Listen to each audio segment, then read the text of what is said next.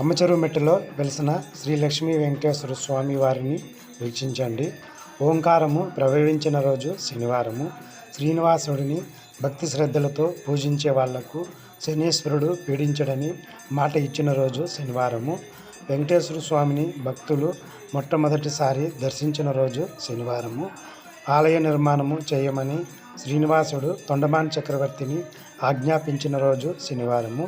శ్రీనివాసుడు ఆలయ ప్రవేశం చేసింది, పద్మావతి అమ్మవారిని పెళ్లి చేసుకున్నది శనివారమే.